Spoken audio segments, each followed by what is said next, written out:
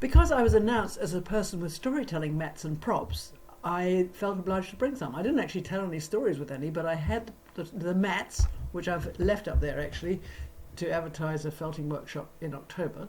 So here they are on the floor playing with them, and there was this young lad on the left in the stripy top, absolutely obsessed with pharaohs and Egyptians. So he was the one who wanted to know about gold in tombs. He was the one who I named the squirrel Pharaoh for. And this little tyke had so many ideas that she wanted included. She didn't talk a lot, but she did things like dragon, bird, and she was very clear. You'll hear her. And so they were all rollicking around, looking at books and making themselves comfortable and getting settled. Some people came later. It was a fairly noisy sort of place, but I was pretty oblivious to it. This young man in the middle is the oldest of 3 siblings, spectacular storyteller, listened to one once and was able to get up and perform it with me immediately without even a practice run. Fantastic.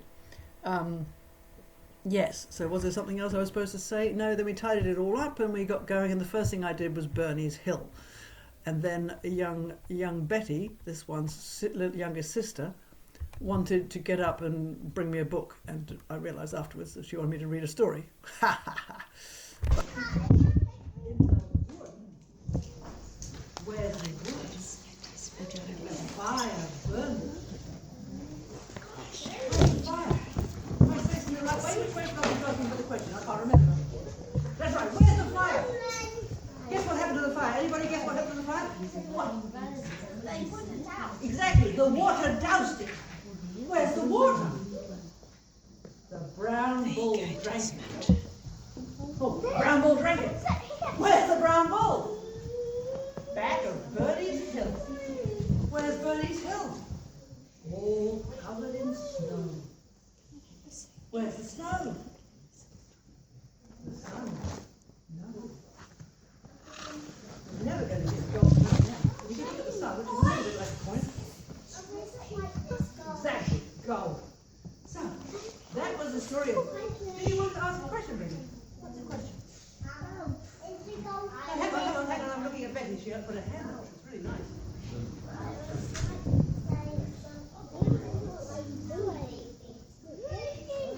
You would like to say something and you would like to read something? You want to do it now? Okay. You want to come up the front and say something? Okay. Well, hello, Dizzy. You want to do it with me? Shall I do it again and you ask the questions? Maybe not. I'll do it for her.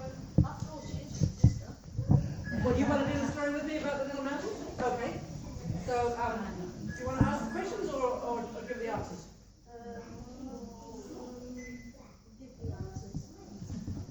Okay, and you're over there. Was it that one around? Yes. I don't think it was. No, you're over here. What's in there? Can you remember anybody? Gold. Gold and money. Where's my share? Where's the mousey? In its house. Where's his housey? In the wood. Where's the wood? The fire burning. Where's the fire? The water does Where's the water? The brown bull drank it. Where's the brown bull? On the other side of Bernie's Hill. Where's Bernie's Hill? All covered in snow. Where's the snow? The sun melted it. Oh, God.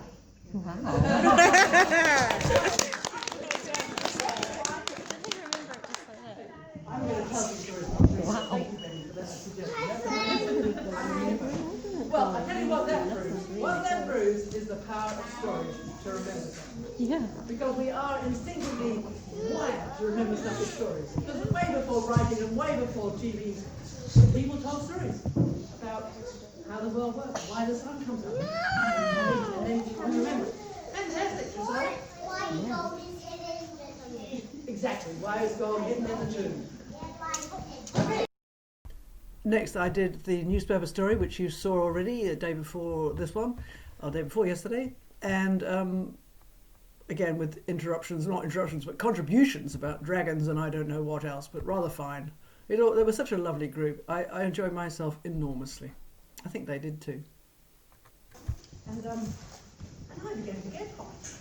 I got so hot, and I thought, I can't turn up at Mahurangi Library all sweaty, unprofessional. You're making a fan. Get away! He's making a fan, but he might be right, Win. He might be right. Isn't that the name of your son, Win? It is indeed. We've had that conversation this morning, Win and I. It's even spelt the same way. What is his name? Win. Right, very good.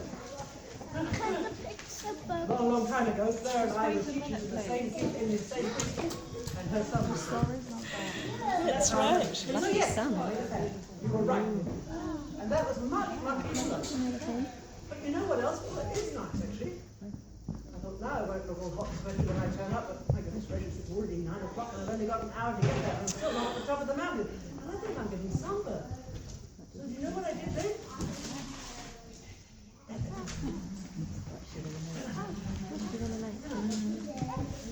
What do you think is happening here? Oh, you're also... There you go. Oh, so long as if you don't find it again, as I discovered last night, it tends to fall apart. Okay.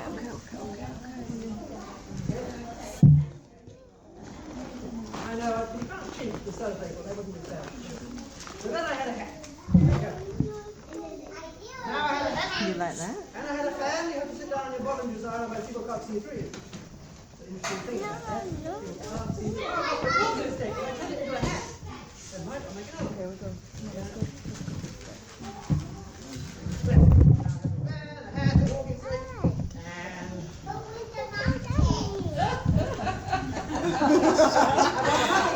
underneath me. Climbing them. Just flying my hat off in the wind is so good. At the top. But you know what? The joke before was because somebody asked, where's the mountains? I said I was standing on them, and everybody laughed. And now here I'm doing the string game about the great big enormous turnip.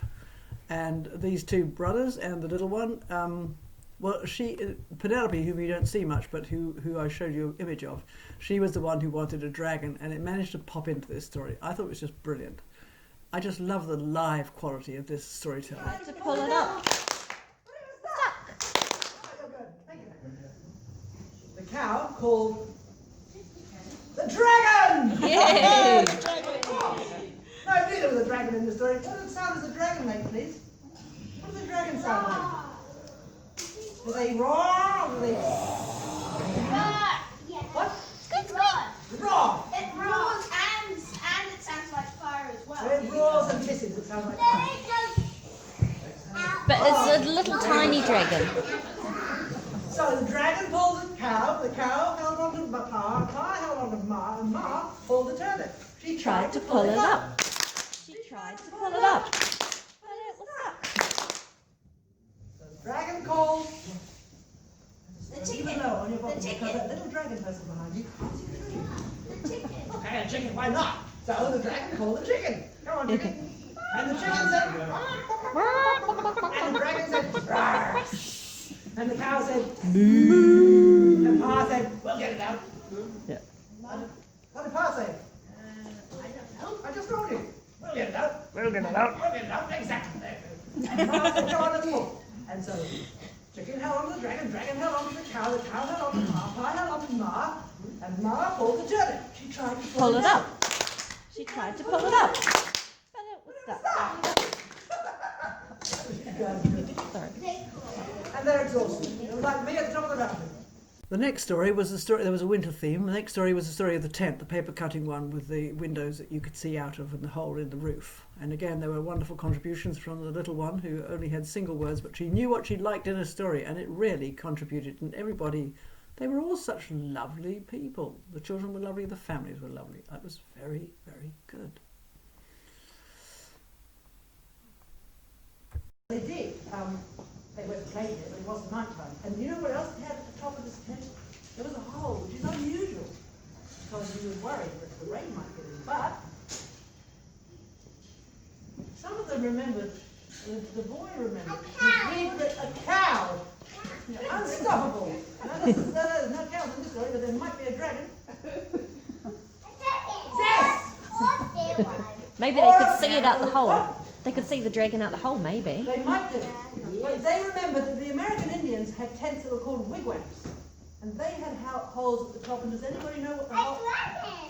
And the dragons do make this stuff, and it's able to get, if a dragon was in this tent, that stuff would get out the top. What would that stuff be, you know? What do you think? Well, not the fire itself, but the smoke. Exactly. Thank you. So if you light a fire inside a tent, you've got to have somewhere for the smoke to get out. Otherwise, yes. And if you have a dragon in the tent, you also need a place for the fire and the smoke to go out. Don't talk with dragons, okay? Sorry, missed that one. He saw a shooting star. In fact, not only did he see a shooting star, but he saw hundreds, maybe millions of stars. Or a big moon. You might have seen the moon as well. Although it tends, you don't see the stars. Do you see the stars so well when there's a moon? I think it needs to be a very dark night. But I'm not sure about that. Does anybody know? Do you see so many stars when there's a full moon or less?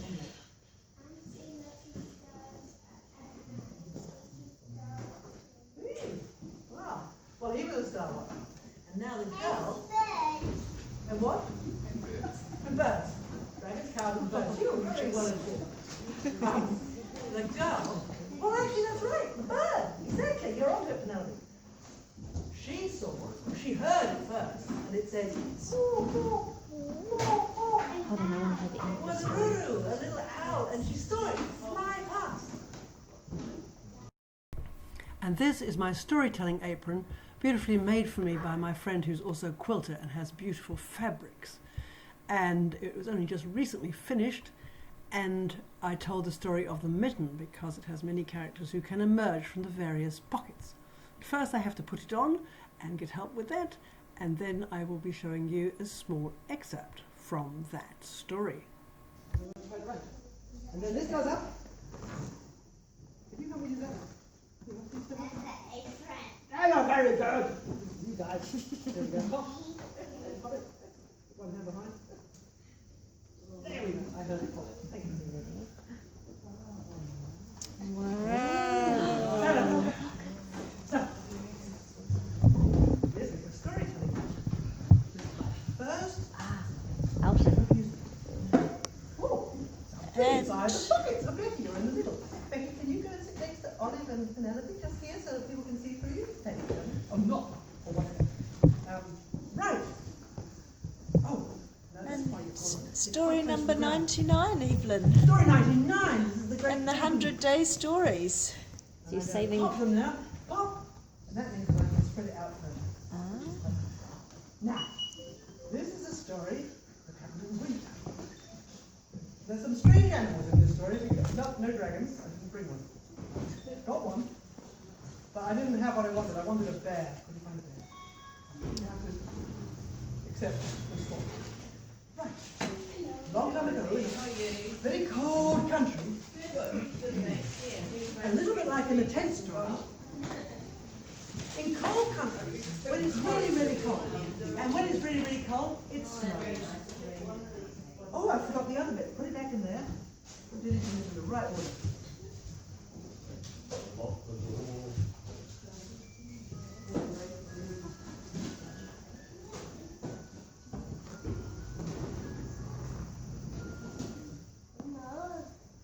Once upon a time, in a country far, far away, where it snows a lot in winter. It could be in the summer. I don't think so. The animals are. Who knows? It snows. And it's cold. And the snow is crispy and crunchy. And in countries where it snows, people wear warm hats. Keeps us warm. They don't have my ears or even going with that. Somebody said to me, you're losing your earsight. And they wear gloves, really warm mittens. A mitten is different from a glove because gloves have fingers and mittens just have a big grip and a thumb. Now, somebody, and they always wear scarves too, but I didn't. I just put it on. This scarf, this mitten, got a bit tatty. And because it was tatty, the person that's, you can come before if you want, but just not right in front of you. It fell out off the back of someone's car into the snow and was just lying there.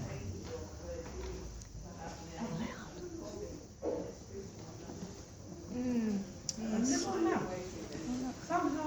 separated from her family and was walking in the snow with tiny little feet in the snow, and it was so cold. Oh, I wish I had somewhere warm to sleep. Oh, I wish I had somewhere cold.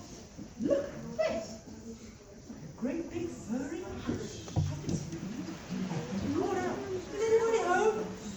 Nobody answered. So the little mouse walked right on in. Oh, look, she said, there's a window. I can see out. Whoa, that's fantastic. I'll go down the back and get all snugly and warm. So she did. She turned down the house and started to tidy the house, sweep the cupboards, and make it all cozy. Oh, there's a oh, gosh, I hope it's real. Oh, there's somebody too. Go, you